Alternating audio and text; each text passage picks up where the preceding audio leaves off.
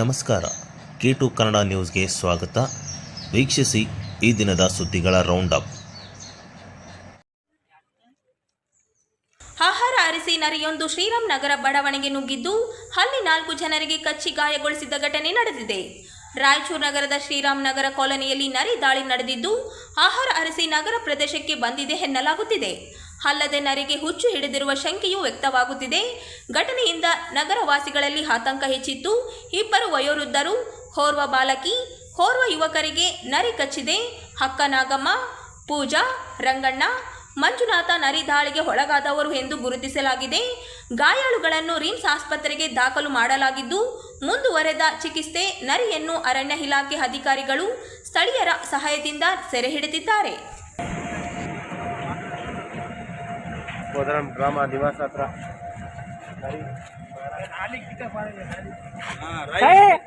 ಎಲ್ಲದಲ್ಲ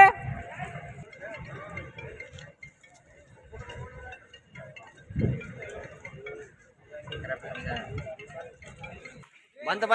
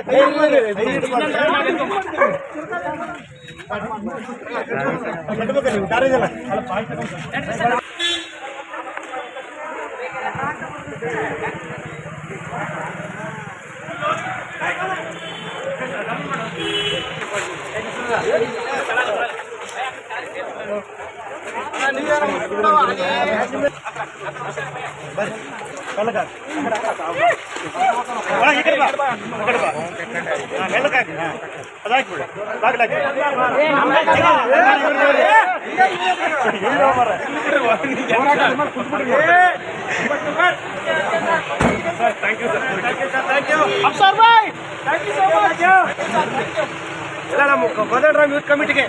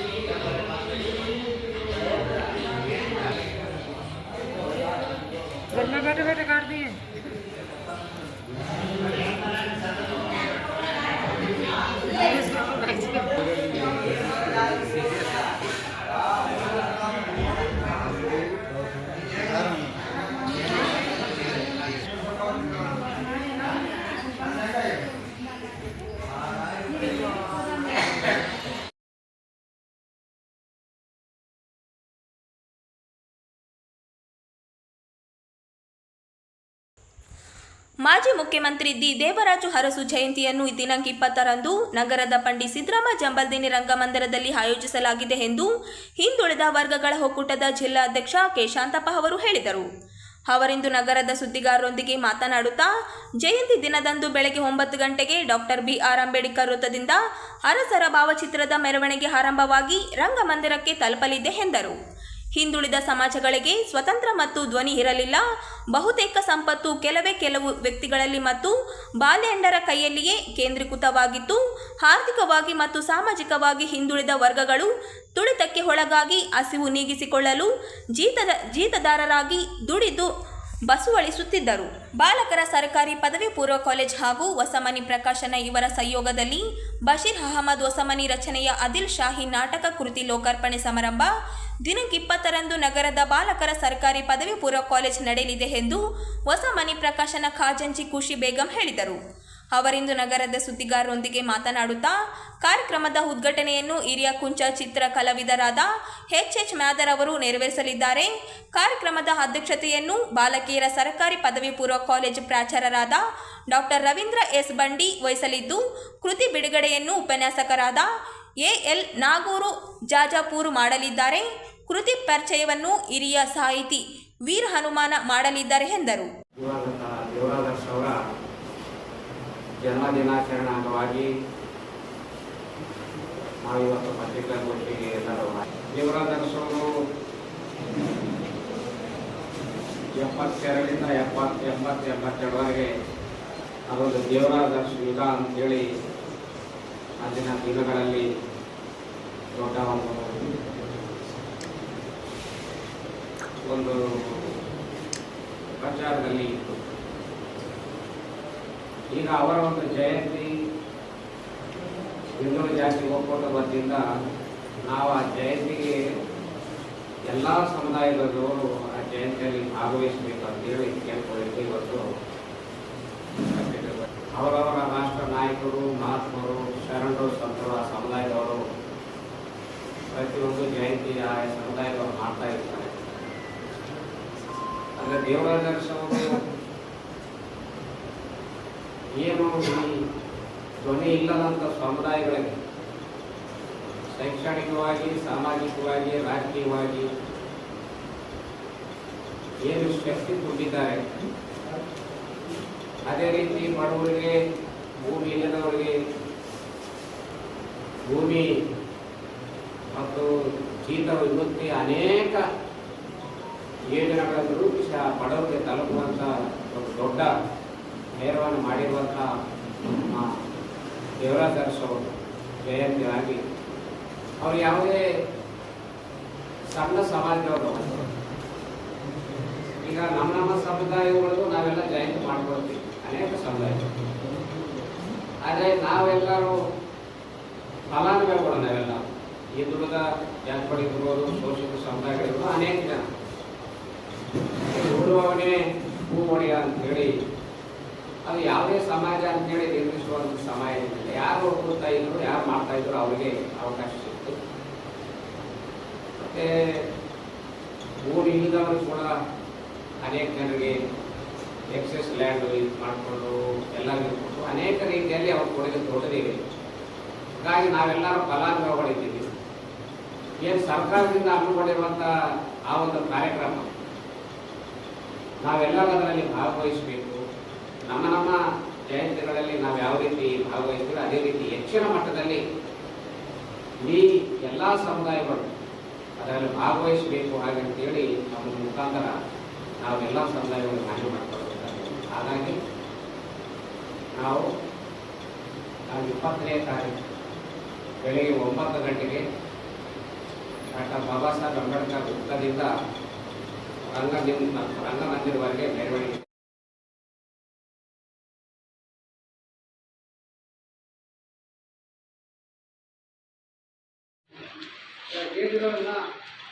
ತುಂಗಭದ್ರಾ ಅಣೆಕಟ್ಟಿನ 7 ಕ್ರೆಸ್ಟ್ ಗೇಟ್ಗಳು ಕಾರ್ಯನಿರ್ವಹಿಸುತ್ತಿಲ್ಲ. 2 ಬೆಳೆಗಳಿಗೆ ನೀರಿನ ಸಮಸ್ಯೆ ಉಂಟಾಗಲಿದೆ ಎಂದು ಸಚಿವ ಶಿವರಾಜ್ ತಂಗಡಗಿ ಅವರು ಬೇಜವಾಬ್ದಾರಿ ಹೇಳಿಕೆ ನೀಡಿದ್ದು, ಈ ಹೇಳಿಕೆ ಸ್ಥಳೀಯ ರೈತರು ಮತ್ತು ಜಾಲನಯನ ಪ್ರದೇಶದ ಅವಲಂಬಿತ ರೈತರಲ್ಲಿ ಆತಂಕ ಹುಟ್ಟುಹಾಕಿದೆ. ಕೂಡಲೇ ಇವರನ್ನು ಸಚಿವ ಸಂಪುಟದಲ್ಲಿ ಬಿಜೆಪಿ ಜಿಲ್ಲಾಧ್ಯಕ್ಷರಾದ ವೀರಣ್ಣಗೌಡ ಪಾಟೀಲ್ ಲೆಕ್ಕಹಳ್ಳಿ ಅವರು ಒತ್ತಾಯಿಸಿದ್ದಾರೆ. ಅವರಿಂದು ನಗರದ ಸುದ್ದಿಗಾರರೊಂದಿಗೆ ಮಾತನಾಡುತ್ತಾ, ಇತ್ತೀಚೆಗೆ ಬೆಂಗಳೂರಿನಲ್ಲಿ ನಡೆದ ಐಸಿಸಿ ಸಭೆಯಲ್ಲಿ ಸಚಿವರು ಬೇಜವಾಬ್ದಾರಿ ಹೇಳಿಕೆ ನೀಡಿರುವುದು ರೈತರಲ್ಲಿ ಭಾರಿ ಆತಂಕ ಸೃಷ್ಟಿಸಿದೆ. ನೀರು ನಿರ್ವಹಣೆಯಲ್ಲಿ ರಾಜ್ಯ ಸರ್ಕಾರ ನಿರ್ಲಕ್ಷ್ಯ ವಹಿಸಿದೆ. ಕೇಂದ್ರ ಜಾಲ ನಿಯೋಗ ತಂಡ ಕಳೆದ 3 ತಿಂಗಳು ಹಿಂದೆ ಗೇಟ್ ದುರಸ್ತಿ ಮಾಡುವಂತೆ ಮುಂಜಾಗ್ರತೆಯಾಗಿ ಸೂಚನೆ ನೀಡಿದರೂ ರಾಜ್ಯ ಸರ್ಕಾರ ಇದನ್ನು ಗಂಭೀರವಾಗಿ ಪರಿಗಣಿಸಿಲ್ಲ ಎಂದು ಆರೋಪಿಸಿದರು. ಕ್ರೆಸ್ಟ್ ಗೇಟ್ಗಳು ಕಾರ್ಯನಿರ್ವಹಿಸುತ್ತಿಲ್ಲ ಎಂದು ಸಚಿವರ ಹೇಳಿಕೆಯನ್ನು ಅಧಿವೇಶನದಲ್ಲಿ ಪಕ್ಷಾತೀತವಾಗಿ ಎಲ್ಲ ರಾಜಕೀಯ ನಾಯಕರು ಈ ಬಗ್ಗೆ ಗಂಭೀರವಾಗಿ ಚರ್ಚೆ ನಡೆಸಬೇಕೆಂದು ಆಗ್ರಹಿಸಲಾಯಿತು. ತುಂಗಭದ್ರಾ ಜಲಾಶಯದಲ್ಲಿ ರೈತರ ಅನುಕೂಲಕ್ಕಾಗಿ ನೀರು ಸಂಗ್ರಹಣೆಯಲ್ಲಿ ರಾಜ್ಯ ಸರ್ಕಾರ ಸಂಪೂರ್ಣ ವಿಫಲವಾಗಿದೆ ಎಂದು ಅವರು ಆರೋಪಿಸಿದರು. ಜವಾಬ್ದಾರಿಯುತ ಸ್ಥಾನದಲ್ಲಿ ಇರುವ ಸಚಿವ ತಂಗಡಿ ಅವರು ಬೇಜವಾಬ್ದಾರಿ ಹೇಳಿಕೆ ನೀಡಿರುವುದು ಖಂಡನೀಯ. ಕ್ರೆಸ್ಟ್ಗಳ ಅವಧಿ ಮುಗಿದಿರುವ ಬಗ್ಗೆ ಸರ್ಕಾರಕ್ಕೆ ಮಾಹಿತಿ ಇದ್ದರೂ ನಿರ್ಲಕ್ಷ್ಯ ವಹಿಸಿದೆ. ರೈತರ ಮೇಲೆ ಸರ್ಕಾರಕ್ಕೆ ಕಿಂಚತ್ತೂ ಕಾಳಜಿ ಇಲ್ಲದಂತಾಗಿದೆ ಎಂದು ಆರೋಪಿಸಿದರು. ರೈತ ಸಮುದಾಯಕ್ಕೆ ಸ್ವಲ್ಪ ಆತಂಕ ಕಡಿಮೆ ಆಗ್ತಕ್ಕಂಥ ಒಂದು ವ್ಯವಸ್ಥೆ ಆಗುತ್ತೆ. ಒಂದು ಬೇಜವಾಬ್ದಾರಿ ಇರತಕ್ಕಂಥ ಹೇಳಿಕೆಯನ್ನು ಕೊಟ್ಟಿದ್ದಾರೆ.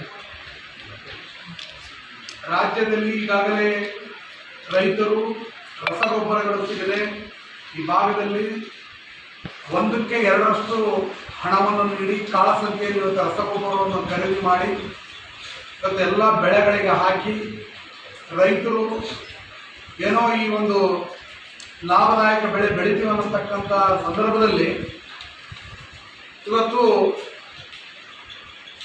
ಸನ್ಮಾನ್ಯ ಶಿವರಾಜ್ ತಂಗಡಗಿ ಅವರು ಈ ಒಂದು ನೀರಿನ ನಿರ್ವಹಣೆ ಬಗ್ಗೆ ಒಂದು ಬೇಜವಾಬ್ದಾರಿಯಾಗಿರ್ತಕ್ಕಂಥ ಹೇಳಿಕೆಯನ್ನು ಕೊಟ್ಟಿರೋದು ತಮಗೆಲ್ಲ ಗೊತ್ತಿರ್ತಕ್ಕಂಥ ವಿಚಾರ.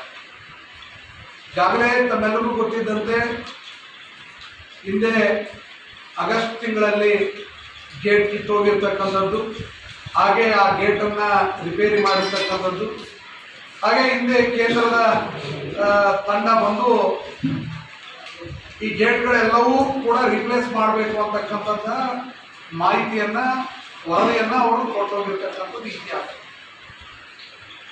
ಆದಾಗ್ಯೂ ಕೂಡ ಬೇಸಿಗೆಯಲ್ಲಿ 3 ತಿಂಗಳ ಕಾಲ ಯಾವುದೇ ಕಾಮಗಾರಿಯನ್ನು ತೆಗೆದುಕೊಳ್ಳದೆ ದಿಢೀರಾಗಿ ಈ ರೈತರು ಆತಂಕಕ್ಕೊಳಗಾಗುವ ನಿಟ್ಟಿನಲ್ಲಿ ಇವತ್ತು ಇಂಥ ಬೇಜವಾಬ್ದಾರಿತಂತ ಹೇಳಿಕೆಯನ್ನು ನೀಡತಕ್ಕಂಥ ಸಚಿವರನ್ನ ಈ ಕರ್ನಾಟಕ ರಾಜ್ಯ ಸರ್ಕಾರವನ್ನು ವಜಾಗೊಳಿಸಬೇಕಂತಕ್ಕಂಥದ್ದು ನಾನು ಭಾರತೀಯ ಜನತಾ ಪಾರ್ಟಿಯಿಂದ ಆಗ್ರಹ ಮಾಡ್ತಾ ಇದ್ದೀನಿ. ನಡೆಯೋದಿಲ್ಲ. ಈ ಗೇಟ್ಗಳು ಈ ವರ್ಷನೇ ಇದಕ್ಕೆ ಆಯುಷ್ಯ ಕಡಿಮೆ ಇದೆ ಅನ್ನೋದನ್ನ ನಿಮಗೆಲ್ಲರಿಗೂ ಗೊತ್ತಿದ್ದಂತ ವಿಚಾರ. ಯಾಕಂದ್ರೆ 100 TMC 133 TMC ಇರ್ತಕ್ಕಂಥ ಡ್ಯಾಮ್ಗೆ ಹೂಳು ತುಂಬಿ 100 TMC ನೀರು ತುಂಬ್ತಿದ್ವಿ.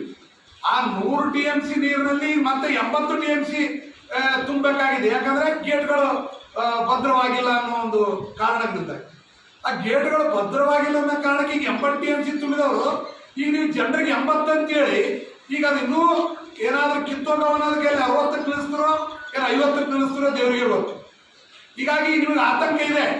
ನೀವು ನೀರನ್ನ ಶೇಖರಣೆ ಮಾಡುವಲ್ಲಿ ನೀವು ಎಡವಿರೋದ್ರಿಂದ ನಿಮ್ಮಲ್ಲಿ ಆತಂಕ ಇದೆ. ಆ ಆತಂಕ ಇಟ್ಕೊಂಡು ನೀವು ಈಗ ಬೆಳೆಗಳಿಗೆ ನೀರು ಸಿಗಲ್ಲ ಅಂತೇಳಿ. ಯಾಕೆ ಇನ್ನೂ ಮಳೆಗಳು ಸಂಪೂರ್ಣ ಮಳೆ ಆಗ್ತಾ ಇದಾವ. ಈಗ ನೀರು ಡ್ಯಾಮಿಗೆ ನಿರಂತರವಾಗಿ ಹರಿದು ಬರ್ತಾ ಇದೆ. ಈಗ ಹೊರಗಡೆ ನೀರು ಹೋದ್ರೂ ಕೂಡ ನೀರು ಇನ್ನೂ ಉಳಿದಿದೆ. ಈಗಲೇ ನೀವು ಯಾಕೆ ನಿರ್ಧಾರ ಮಾಡ್ತೀರಿ 2ನೇ ಬೆಳೆಗೆ ನೀರು ಆಗಲ್ಲ ಅಂತ? ಒಂದು ವೇಳೆ 2ನೇ ಬೆಳೆಗೆ ನೀರು ಆಗಲ್ಲ ಅಂತ ನೀವು ಹೇಳಿದ್ರೆ ಎಕರೆಗೆ 1 ಲಕ್ಷ ರೂಪಾಯಿ ನೀವೇ ಪರಿಹಾರ ಕೊಡ್ಬೇಕಿಲ್ಲ. ಇರತಕ್ಕಂಥ ರೈತರಿಗೆ 1 ಎಕರೆಗೆ 1 ಲಕ್ಷ ಪರಿಹಾರ ನೀವು ಸರ್ಕಾರ ಘೋಷಣೆ ಮಾಡಬೇಕು. ನಿಮ್ಮ ಮನಸ್ಸೋ ಇಚ್ಛೆ ನೀವು ಒಂದೇ ಬೆಳೆಗೆ ನೀರು ಕೊಡ್ತೀವಿ, ಇನ್ನೊಂದು ಬೆಳೆಗೆ ಕೊಡಕ್ ಆಗೋದಿಲ್ಲ ಅಂತಕ್ಕಂಥದ್ದು ಎಷ್ಟು ಸರಿಯಾದಂಥದ್ದು? ಹಾಗಾದ್ರೆ ನೀವು ಈ ಡ್ಯಾಮ್ನ ನಿರ್ವಹಣೆ ಮಾಡುವಲ್ಲಿ, ನೀರಿನ ಶೇಖರಣೆ ಮಾಡೋದು ನಿರ್ವಹಣೆ ಮಾಡುವಲ್ಲಿ ಸಂಪೂರ್ಣವಾಗಿ ಎಡವಿದಿರತಕ್ಕಂಥದ್ದನ್ನ ನೀವು ಜಗಜ್ಜಾಹಿರವಾಗಿ ಹೇಳ್ತಾ ಇದ್ದೀರಿ. ಹಾಗಾದ್ರೆ ನಿಮ್ಮ ಕೆಲಸ ಏನು? ನೀವೊಬ್ಬ ಜಿಲ್ಲಾ ಉಸ್ತುವಾರಿ ಮಂತ್ರಿಗಳಾಗಿ, ಆ ಒಂದು ಸಮಿತಿಯ ಅಧ್ಯಕ್ಷರಾಗಿ ನಿಮ್ಮ ಜವಾಬ್ದಾರಿ ಏನು? ಆ ಜವಾಬ್ದಾರಿಯನ್ನು ನಿಭಾಯಿಸೋದು ಆಗೋದಿಲ್ಲ ಅಂದ್ರೆ ನೀವಾದ್ರೂ ರಾಜೀನಾಮೆ ಕೊಟ್ಟು ತಕ್ಷಣ ಹೊರಗಡೆ ಬನ್ನಿ. ಇವತ್ತ ರೈತರು ನಿಮ್ಮ ಹೇಳಿಕೆ ಬಂದಲ್ಲಿಂದ ಆತಂಕದಲ್ಲಿದ್ದಾರೆ. ಹಾಗೆ ನಾನು ಇಲ್ಲಿರ್ತಕ್ಕಂಥ 4 ಜಿಲ್ಲೆಗಳು ಇವತ್ತ ರಾಯಚೂರು, ಕೊಪ್ಪಳ, ಬಳ್ಳಾರಿ, ವಿಜಯನಗರ 4 ಜಿಲ್ಲೆಯ ಶಾಸಕರು ಪಕ್ಷಾತೀತವಾಗಿ ಅಧಿವೇಶನದಲ್ಲಿ ಈ ಬಗ್ಗೆ ಚರ್ಚೆ ಮಾಡಬೇಕು. ಇವತ್ತು ಕಾಂಗ್ರೆಸ್, ಬಿಜೆಪಿ, ಜೆಡಿಎಸ್ ಎಲ್ಲ ಶಾಸಕರು ಪಕ್ಷಾತೀತವಾಗಿ ಇದನ್ನ ಚರ್ಚೆ ಮಾಡಬೇಕು. ನೀರಾವರಿ ಸಚಿವರ ಜೊತೆ ಇದಕ್ಕೆ ಉತ್ತರ ತಗೋಬೇಕು. ಯಾಕಂದ್ರೆ ಈಗ ಅಧಿವೇಶನ ನಡೆದಿದೆ. ಹಿಂದೆ ನೀರಾವರಿ ಸಚಿವರು, ಮುಖ್ಯಮಂತ್ರಿಗಳು ಬಂದು ಇದಕ್ಕಾಗಲೇ ಪರ್ಮಿಷನ್ ನೀಡಲಾಗಿದೆ, ಇದನ್ನ ನಾವು ಬೇಸಿಗೆಯಲ್ಲಿ ಇದನ್ನ ಎಲ್ಲಾ ಗೇಟ್ಗಳನ್ನ ಬದಲಿ ಮಾಡ್ತೀವಿ ಅಂತಕ್ಕಂಥ ಹೇಳಿಕೆಗಳನ್ನ ಕೊಟ್ಟೋದು. ನಾವು ಕಳಿಸ್ತೇವೆ. 1.5 ಲಕ್ಷ TMC ಏನಾದರೂ ಹೊರಗಡೆ ಬಂತು ಅಂದರೆ 1.5 ಲಕ್ಷ ಕ್ಯೂಸೆಕ್ಸ್ ಏನಾದರೂ ನೀರು ಹೊರಗಡೆ ಬಂತಂದರೆ ರಿಚಾರ್ಜ್ ಮಾಡಿತ್ತು ಅಂದರೆ ಆಗುತ್ತೆ ಅನ್ನೋದನ್ನ ಒಂದು ಟೆಕ್ನಿಕಲ್ ವಿಷಯಗಳನ್ನು ಹೇಳಿ ನಮ್ಮ ರೈತ ಸಮುದಾಯದಲ್ಲಿ ಆತಂಕ ಸೃಷ್ಟಿ ಮಾಡಿದ್ದಾರೆ. ಅದನ್ನು ಈಗ ಅವರೇ ಮತ್ತೆ ನಾನು ಹೇಳಿದ ತಪ್ಪಾಯ್ತಂದ್ರೂ ಕೂಡ ರೈತರು ನಂಬತಕ್ಕಂಥ ಸ್ಥಿತಿಯಲ್ಲಿ ಇಲ್ಲ. ಈಗಾಗಲೇ 1.5 ತಿಂಗಳ ಬೆಳೆ ಆಗಿದೆ, ಭತ್ತ, ಮೆಣಸಿನಕಾಯಿ ಮತ್ತು ಹತ್ತಿ ಬೆಳೆಗಳು.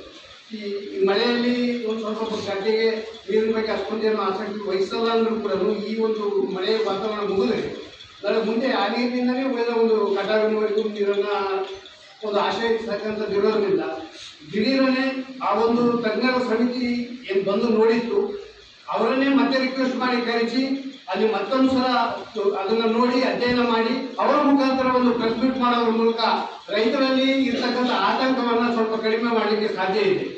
ಹಾಗಾಗಿ ICC ಸಭೆ 27/6/2025 ಮಾಡಬೇಕಾದಾಗ ಅವರಿಗೆ ಈ ಒಂದು ಸೇಫ್ಟಿ ಕಮಿಟಿ ಏನು ಬಂದು ನೋಡೋಗಿತ್ತು, ಅವರೆಲ್ಲ ಮಾಹಿತಿ ಕೂಡ ಅವ್ರ ಟೇಬಲ್ ಮುಂದೆನೇ ಇತ್ತು. ಆದಾಗ್ಯೂ ಕೂಡ ಬಡ್ಡಧೈರ್ಯ ಮಾಡಿ ಒಂದು 80 TMC ನೀರನ್ನು ತುಂಬಬಹುದು ಮುಂದಿನ ಇದರಲ್ಲಿ ಅಂತೇಳಿ ತುಂಬತಕ್ಕಂಥ ವ್ಯವಸ್ಥೆ ಮಾಡಿ ಮತ್ತು ನೀರನ್ನು ಆಗಿಂದಾಗಲೇ ಡಿಸ್ಚಾರ್ಜ್ ಮಾಡಿ ಬರೋ ನೀರನ್ನೆಲ್ಲ ಖಾಲಿ ಮಾಡ್ತಾ ಇದ್ರು ಕೂಡ ದೈವಿಚ್ಛೆಯಂತೆ ಈ ಸಲ ತುಂಬ ಮಳೆಗಾಲ ಮಲೆನಾಡಿನಲ್ಲಿ ಕೂಡ ಆಗಿರೋದ್ರಿಂದ ನಿರಂತರವಾಗಿ ಎಲ್ಲೂ 25,000 ಕ್ಯೂಸೆಕ್ಸ್ಗಿಂತ ಕೆಳಗಡೆ ಬಂದಿಲ್ಲ ಇಲ್ಲಿವರೆಗೂ. ಇವತ್ತು ನಿನ್ನೆ ಒಂದು ವರದಿ ಪ್ರಕಾರ 1 ಲಕ್ಷ ದಾಟ್ತಾ ಇದೆ. ಇದೇನಾದರೂ ಮಳೆ ಹೀಗೆ ಮುಂದುವರೆದ್ರೆ 1.5 ಲಕ್ಷ ಅವ್ರು ಏನು ಹೇಳಿದ್ರು ಅದು ಅಕಸ್ಮಾತ್ 2 ಲಕ್ಷಕ್ಕೆ ಏನಾದರೂ ಇಂಪ್ರೂವ್ ಬಂತಂದ್ರೆ ಅವ್ರು ಹೇಳಿದ್ರು ಸತ್ಯನೂ ಆಗ್ತಕ್ಕಂಥ ಒಂದು ಆಘಾತಕಾರಿ ಅಂಶ ಕೂಡ ಇದೆ. ಹಾಗಾಗಿ ಅವೇನೇ ಹೇಳಿದ್ರು ಕೂಡ ಅಲ್ಲಿ ಅಧಿಕಾರಿಗಳ ಒಂದು ಮಾಹಿತಿ ಮೇಲೆನೇ ಹೇಳಿದ್ದಾರೆ, ಅದರಲ್ಲಿ ಏನೋ ಒಂದು ಗುಮಾನಿ ಅಂಶ ಇದೆ. ಹಾಗಾಗಿ ಅದನ್ನ ಹೇಳುವುದನ್ನೇ ಬೇರೆ ಯಾವುದೋ ಒಂದು ನೆಪಗಳನ್ನು ಹೇಳಿ ಆ ಪ್ರೆಸ್ ಮೀಟ್ ಅನ್ನು ಮುಗಿಸ್ತಕ್ಕಂಥ ಕಾರ್ಯಕ್ರಮವನ್ನು ತಂಗಡಿಯವರು ಮಾಡಿದ್ದಾರೆ. ದಯವಿಟ್ಟು ಸರ್ಕಾರದಲ್ಲಿ ವಿನಂತಿ ಏನಂದ್ರೆ ಈಗಿಂದೀಗಲೇ ಕೇಂದ್ರ ಸರ್ಕಾರಕ್ಕೆ ಮತ್ತು ಆ ಒಂದು ಸೇಫ್ಟಿ ಮೆಜರ್ಸ್ ಕಮಿಟಿ ಏನಿದೆ ಅವರನ್ನು ಮತ್ತೊಮ್ಮೆ ಕಾಲಪ್ ಮಾಡಿ ಅವರನ್ನೇ ಕರೆಸಿ ಈಗಿರ್ತಕ್ಕಂಥ ಪ್ರಸ್ತುತ ಅವರ ಒಂದು ಮಾರ್ಗದರ್ಶನದಲ್ಲಿ ಏನು 80 ಫೀಟ್ ನೀರನ್ನು ತುಂಬಿಸಿದ್ದೀವಿ, ಅದರ ಮುಂದಿನ ಸ್ಥಿತಿಗತಿಗಳು ಏನು, ಅದರ ಬಾಳಿಕೆ ಎಷ್ಟು ಮತ್ತು ಇದು ಈ ಒಂದು ಸೀಸನ್ಗೆ ಅಥವಾ ಮುಂದಿನ ಸೀಸನ್ವರೆಗೂ ತಡೆಯುತ್ತಾ ಅನ್ನೋದ್ರ ಮೇಲೆ ಕೂಲಂಕಷವಾಗಿ ಅಧ್ಯಯನ ಮಾಡಿಸಿ ಅದರ ಬಗ್ಗೆ ಅವಲಂಬನೆ.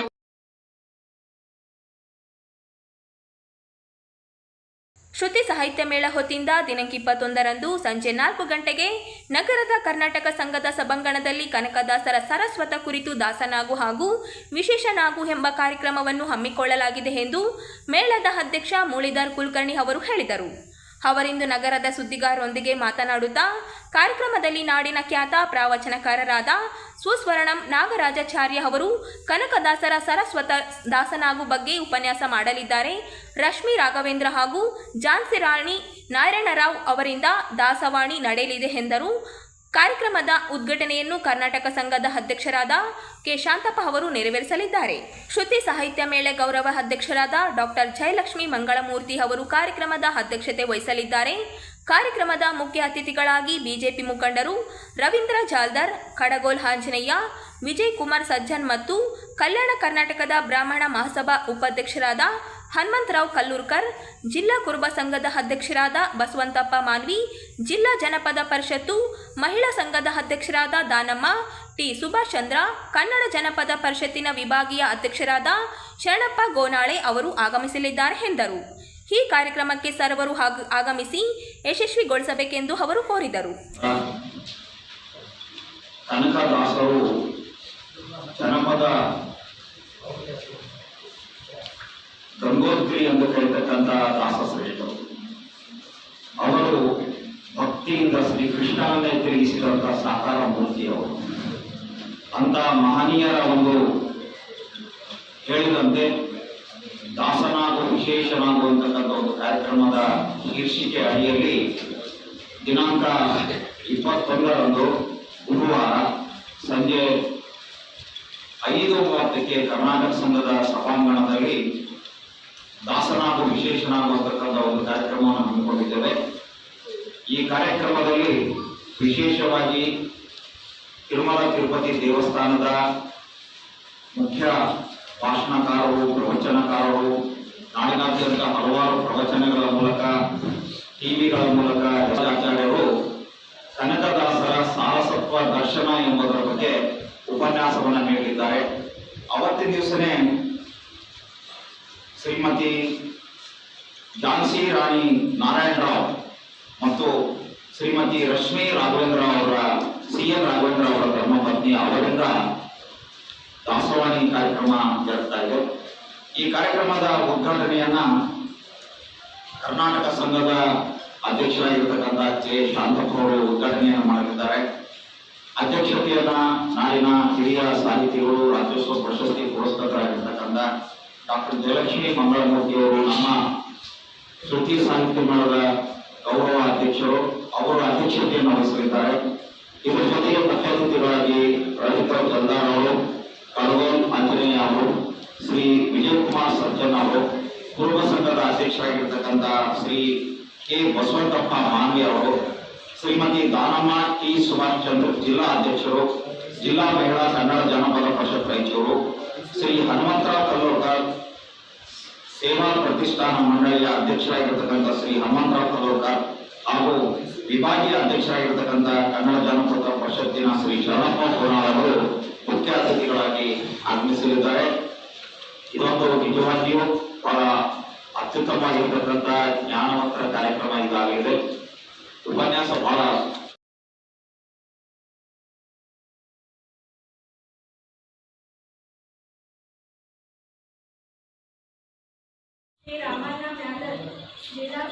ಮಾಜಿ ಮುಖ್ಯಮಂತ್ರಿ ದಿ ದೇವರಾಜು ಅರಸು ಜಯಂತಿಯನ್ನು ದಿನಾಂಕ 20ರಂದು ನಗರದ ಪಂಡಿತ್ ಸಿದ್ದರಾಮ ಜಂಬಲ್ದಿನ್ನಿ ರಂಗಮಂದಿರದಲ್ಲಿ ಆಯೋಜಿಸಲಾಗಿದೆ ಎಂದು ಹಿಂದುಳಿದ ವರ್ಗಗಳ ಒಕ್ಕೂಟದ ಜಿಲ್ಲಾ ಅಧ್ಯಕ್ಷ ಕೆ. ಶಾಂತಪ್ಪ ಅವರು ಹೇಳಿದರು. ಅವರಿಂದು ನಗರದ ಸುದ್ದಿಗಾರರೊಂದಿಗೆ ಮಾತನಾಡುತ್ತಾ, ಜಯಂತಿ ದಿನದಂದು ಬೆಳಗ್ಗೆ 9 ಗಂಟೆಗೆ ಡಾಕ್ಟರ್ BR ಅಂಬೇಡ್ಕರ್ ವೃತ್ತದಿಂದ ಅರಸರ ಭಾವಚಿತ್ರದ ಆರಂಭವಾಗಿ ತಲುಪಲಿದೆ ಎಂದರು. ಹಿಂದುಳಿದ ಸಮಾಜಗಳಿಗೆ ಮೆರವಣಿಗೆ ರಂಗಮಂದಿರಕ್ಕೆ ಸ್ವತಂತ್ರ ಮತ್ತು ಧ್ವನಿ ಇರಲಿಲ್ಲ. ಬಹುತೇಕ ಸಂಪತ್ತು ಕೆಲವು ವ್ಯಕ್ತಿಗಳಲ್ಲಿ ಮತ್ತು ಬಾಲ್ಯಂಡರ ಕೈಯಲ್ಲಿಯೇ ಕೇಂದ್ರೀಕೃತವಾಗಿತ್ತು. ಆರ್ಥಿಕವಾಗಿ, ಸಾಮಾಜಿಕವಾಗಿ ಮತ್ತು ಹಿಂದುಳಿದ ವರ್ಗಗಳು ತುಳಿತಕ್ಕೆ ಒಳಗಾಗಿ ಹಸಿವು ನೀಗಿಸಿಕೊಳ್ಳಲು ಜೀತದಾರರಾಗಿ ಬಸವಳಿಯುತ್ತಿದ್ದರು. ಇವರು ಮುಖ್ಯಮಂತ್ರಿಗಳಾಗಿ ಅಧಿಕಾರ ವಹಿಸಿಕೊಂಡ ನಂತರವೇ ತುಳಿತಕ್ಕೆ ಒಳಗಾಗಿದ್ದ ಹಿಂದುಳಿದ ವರ್ಗಗಳನ್ನು ಆರ್ಥಿಕವಾಗಿ, ಸಾಮಾಜಿಕವಾಗಿ ಮತ್ತು ಶೈಕ್ಷಣಿಕವಾಗಿ ಸದೃಢಗೊಳಿಸಲು ತೀರ್ಮಾನಿಸಿ ಸಂವಿಧಾನಬದ್ಧವಾಗಿ ಸಂವಿಧಾನದ ಆಶಯದಂತೆ ಹಿಂದುಳಿದ ವರ್ಗಗಳಿಗೆ ಮೀಸಲಾತಿ ಕಲ್ಪಿಸಿದ್ದಾರೆ. ಉಳುವವನು ಭೂಮಿ ಒಡೆಯ ಯೋಜನೆ ಜಾರಿ ತಂದರು. ಸಂವಿಧಾನದ ಆಶಯದಂತೆ ಸರ್ವರಿಗೂ ಸಾರ್ವಜನಿಕ ಕಲ್ಪಿಸಿದರು. ಜೀವನವನ್ನು ಸಮಬಾಳನ್ನು ಕಾರ್ಯದರ್ಶಿಯಂತ ಕಂಡರು. ಕರ್ನಾಟಕ ಇತಿಹಾಸದಲ್ಲಿ ಜನಮಾಸದಲ್ಲಿ ಒಬ್ಬ ದಾರ್ಶನಿಕ ಮುತ್ಸದ್ದಿ ನಾಯಕರಾಗಿ ಗುರುತಿಸಿಕೊಂಡಿದ್ದಾರೆ. ಜಯಂತಿ ಕಾರ್ಯಕ್ರಮಕ್ಕೆ ಸಮಾಜದ ಬಂಧುಗಳು ಹೆಚ್ಚಿನ ಸಂಖ್ಯೆಯಲ್ಲಿ ಆಗಮಿಸಿ ಯಶಸ್ವಿಗೊಳಿಸಬೇಕೆಂದು ಕೋರಿದರು. ಮುಖ್ಯ ಅತಿಥಿಗಳಾಗಿ ಗೋವರ್ಧನ ರೆಡ್ಡಿ, ಹಿರಿಯ ಉಪನ್ಯಾಸಕರು, ಬಾಲಕಿಯರ ಸರ್ಕಾರಿ ಪದವಿ ಪೂರ್ವ ಕಾಲೇಜ್ ರಫೀಕ್ ಅಹಮದ್, ಜಿಲ್ಲಾ ಕನ್ನಡ ಕ್ರಿಯಾ ಸಮಿತಿ, ಜಾನ್ ವೆಸ್ಲಿ ಟೀಕೆ, ನಿವೃತ್ತ ಮಾನವ ಸಂಪನ್ಮೂಲ ಅಧಿಕಾರಿಗಳು, ಹಟ್ಟಿ ಚಿನ್ನದ ಗಣಿ, ಅಶೋಕ ಕುಮಾರ, CK ಜೈನ್ ಅಧ್ಯಕ್ಷರು, ಕನ್ನಡ ಮಿತ್ರಕೂಟ ಹಾಗೂ ಜಿಲ್ಲಾ ಅಧ್ಯಕ್ಷರು, ಕರ್ನಾಟಕ ರಕ್ಷಣಾ ವೇದಿಕೆ ರಾಯಚೂರು, ಮಲ್ಲಿಕಾರ್ಜುನ ಸ್ವಾಮಿ ಪತ್ರಿಕಾ ಛಾಯಾಗಾರರು, ಯೋಗ ಗುರುಗಳು ಆರ್ಟ್ ಆಫ್ ಲಿವಿಂಗ್ ಸಂಸ್ಥೆ, ಪ್ರವೀಣ್ ರೆಡ್ಡಿ ಗುಂಜಹಳ್ಳಿ ನಾಟಕ ನಟ ನಿರ್ದೇಶಕರು, ಸಂಘಟಕರು ರಾಯಚೂರು, ಮಲ್ಲಿಕಾರ್ಜುನ ಆಲೂರು ಕುಂಚ ಚಿತ್ರ ಕಲಾವಿದರು ರಾಯಚೂರು ಆಗಮಿಸಲಿದ್ದಾರೆ. ಬಶೀರ್ ಅಹಮದ್ ಹೊಸಮನಿ ನಾಟಕ ರಚನೆಕಾರರು, ಬೀಜ ಫಾತಿಮಾ ಹೊಸಮನಿ ಪ್ರಕಾಶನ, ಫರ್ಮೀನಾ ಬೇಗಂ ಹೊಸಮನಿ ಉಪಾಧ್ಯಕ್ಷರು, ಹೊಸಮನಿ ಪ್ರಕಾಶನ ಶಂಪಾದ ಬೇಗಂ, ಹೊಸಮನಿ ಪ್ರಕಾಶನ ಸೈದಾ ಬಾನು ಭಾಗವಹಿಸಲಿದ್ದಾರೆ ಎಂದರು. ಆದಿಲಶಾಹಿ ನಾಟಕ ಕೃತಿ ಲೋಕಾರ್ಪಣೆ ಸಮಾರಂಭ ದಿನಾಂಕ 20 ಆಗಸ್ಟ್ 2025 ಬುಧವಾರ ಬೆಳಗ್ಗೆ 10:30 ಗಂಟೆಗೆ. ಸ್ಥಳ ಬಾಲಕರ ಸರ್ಕಾರಿ ಪದವಿ ಪೂರ್ವ ಕಾಲೇಜು ರಾಯಚೂರು ಕ್ಷೇತ್ರ ಶಿಕ್ಷಣಾಧಿಕಾರಿ ಕಚೇರಿ ಪಕ್ಕದಲ್ಲಿ. ಕಾರ್ಯಕ್ರಮದ ಉದ್ಘಾಟನೆ ಶ್ರೀ H. ಮ್ಯಾಲರ್, ಹಿರಿಯ ಕುಂಚ ಚಿತ್ರ ಕಲಾವಿದರು ರಾಯಚೂರು. ಅಧ್ಯಕ್ಷತೆ ಡಾಕ್ಟರ್ ರವೀಂದ್ರ S. ಬಂಡಿ, ಪ್ರಾಚಾರ್ಯರು, ಬಾಲಕರ ಸರ್ಕಾರಿ ಪದವಿ ಪೂರ್ವ ಕಾಲೇಜು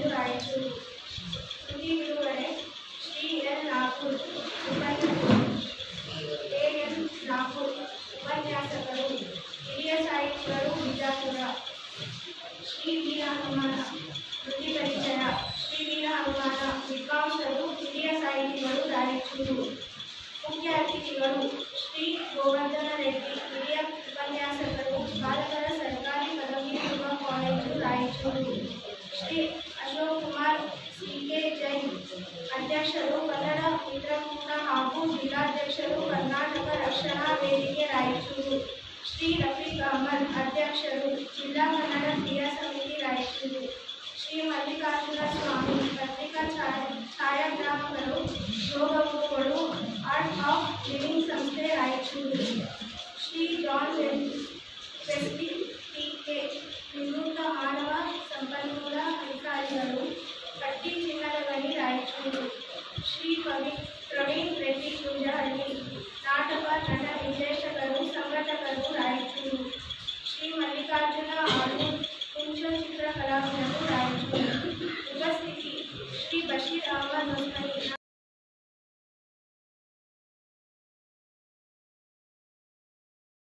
ಪತ್ರಿಕಾ ಮಿತ್ರರಿಗೆ ನಮ್ಮ ಕೆಆರ್ಎಸ್ ಪಕ್ಷದ ವತಿಯಿಂದ ನಮಸ್ಕಾರಗಳು. ಕೆಆರ್ಎಸ್ ಪಕ್ಷದ ಹೊತ್ತಿಯಿಂದ ತಾಲೂಕು ಪದಾಧಿಕಾರಿಗಳನ್ನು ನೇಮಕ ಮಾಡಲಾಗಿದೆ ಎಂದು ತಾಲೂಕು ಉಸ್ತುವಾರಿ ಜಿ ವೆಂಕಟೇಶ್ ಅವರು ಹೇಳಿದರು. ಅವರಿಂದು ನಗರದ ಸುದ್ದಿಗಾರರೊಂದಿಗೆ ಮಾತನಾಡುತ್ತಾ ಪಕ್ಷದ ತತ್ವ ಸಿದ್ಧಾಂತರಿಗೆ ಬದ್ಧರಾಗಿ ಮತ್ತು ಭ್ರಷ್ಟಾಚಾರ ರಾಜ್ಯ ನಿರ್ಮಾಣಕ್ಕೆ ಶ್ರಮಿಸಬೇಕೆಂದು ಆಯ್ಕೆಯಾದ ಪದಾಧಿಕಾರಿಗಳಿಗೆ ಸ್ಥಳದಲ್ಲಿ ಆದೇಶ ಪ್ರತಿ ನೀಡುವ ಮೂಲಕ ಸೂಚಿಸಿದರು. ತಾಲೂಕು ಅಧ್ಯಕ್ಷರಾಗಿ ಆಂಜನೇಯ ನಾಯಕ, ಪ್ರಧಾನ ಕಾರ್ಯದರ್ಶಿ ಬಸವರಾಜ ಕೂನ, ಕಾರ್ಯದರ್ಶಿಗಳಾಗಿ ಬಾಬು, ಕಾರ್ಯದರ್ಶಿಗಳಾಗಿ ರಾಮಚಂದ್ರ, ವೀರನಗೌಡ, ನಾಗಪ್ಪ, ಸಂಘಟನೆ ಕಾರ್ಯದರ್ಶಿಯಾಗಿ ರಾಮಲಿಂಗಪ್ಪ ಇವರನ್ನು ನೇಮಕ ಮಾಡಲಾಗಿದೆ ಎಂದರು. ಕೆಆರ್ಎಸ್ ಪಕ್ಷದ ಸ್ವಚ್ಛ, ಪ್ರಾಮಾಣಿಕ ಹಾಗೂ ಜನಪರ ಹೋರಾಟಕ್ಕೆ ದುಡಿಯಬೇಕೆಂದು ಹೇಳಿದರು. ರಾಯಚೂರು ತಾಲೂಕಿನ ಪದಾಧಿಕಾರಿಗಳನ್ನು ನೇಮಕ ಮಾಡಿದ್ದು ಆದೇಶ ಪ್ರತಿಯನ್ನು ಕೊಡುವ ಬಗ್ಗೆ ನಮ್ಮ ಮೇಲ್ಕಾಣಿಸಿದ ವಿಷಯಕ್ಕೆ ಸಂಬಂಧಿಸಿದಂತೆ ಕೆಆರ್ಎಸ್ ಪಕ್ಷದ ಜಿಲ್ಲಾ ಸಂಘಟನಾ ಕಾರ್ಯದರ್ಶಿಗಳಾದಂತಹ ಹಾಗೂ ರಾಯಚೂರು ತಾಲೂಕು ಉಸ್ತುವಾರಿಗಳಾದಂತಹ ಜಿ ವೆಂಕಟೇಶ್ ಅವರ ನೇತೃತ್ವದಲ್ಲಿ ರಾಯಚೂರು ತಾಲೂಕಿನ ಪದಾಧಿಕಾರಿಗಳನ್ನು ಆಯ್ಕೆ ಮಾಡಿದ್ದಿರುತ್ತದೆ. ನಮ್ಮ ಪಕ್ಷದ ತತ್ವ ಸಿದ್ಧಾಂತಗಳಿಗೆ ಬದ್ಧವಾಗುತ್ತೇನೆ ಎಂದು ಹೇಳಿ ನಮ್ಮ ಪಕ್ಷದ ಪದಾಧಿಕಾರಿಗಳ ಸ್ಥಾನವನ್ನು ಪಡೆದಿರತಕ್ಕಂಥ ಆಂಜನೇಯ ನಾಯಕ್ ತಾಲೂಕು ಅಧ್ಯಕ್ಷರು, ಆಮೇಲೆ ಬಸವರಾಜ್ ಕುಂಚಿಗಿ ಅಂತೇಳಿ ಅವರು ಪ್ರಧಾನ ಕಾರ್ಯದರ್ಶಿಗಳು, ಆಮೇಲೆ ಬಾಬು ಅಂತೇಳಿ ಇಲ್ಲಿದ್ದಾರೆ, ಬಾಬು ಕಾರ್ಯದರ್ಶಿಗಳು, ಆಮೇಲೆ ರಾಮಚಂದ್ರ ಇವರು ಕಾರ್ಯದರ್ಶಿಗಳು, ವೀರನಗೌಡ ಅಂತೇಳಿ ಅವ್ರ ಕಾರಣಾಂತರಗಳಿಂದ ಬಂದಿಲ್ಲ, ನಾಗಪ್ಪ ಕಾರ್ಯದರ್ಶಿಗಳು ನಾಗಪ್ಪ ಅಂತೇಳಿ, ಮತ್ತು ರಾಮಲಿಂಗಪ್ಪ ಅಂತ ಸಂಘಟನಾ ಕಾರ್ಯದರ್ಶಿಗಳನ್ನು ಆದೇಶ ಮಾಡಿದ್ದೇವೆ. ಪಕ್ಷದ ಸಿದ್ಧಾಂತಗಳಿಗೆ ಪಕ್ಷದ ಸಂಘಟನೆಯನ್ನು ಮಾಡುತ್ತಾ ಲಂಚ ಮುಕ್ತ, ಭ್ರಷ್ಟಾಚಾರ ಮುಕ್ತ ರಾಜ್ಯವನ್ನು ಮಾಡುತ್ತಾ ನಮ್ಮ ಕೆಆರ್ಎಸ್ ಪಕ್ಷದಲ್ಲಿ ಸ್ವಚ್ಛ, ಪ್ರಾಮಾಣಿಕ ಹಾಗೂ ಜನಪರ ಹೋರಾಟಗಳನ್ನು ಮಾಡುತ್ತಾ ದುಡಿಯಬೇಕೆಂದು ತಿಳಿಸಿ ಅವರುಗಳನ್ನು ಕೆಆರ್ಎಸ್ ಪಕ್ಷದ ರಾಯಚೂರು ತಾಲೂಕಿನ ಪದಾಧಿಕಾರಿಗಳನ್ನಾಗಿ ನೇಮಕ ಮಾಡಿರುತ್ತೇವೆ.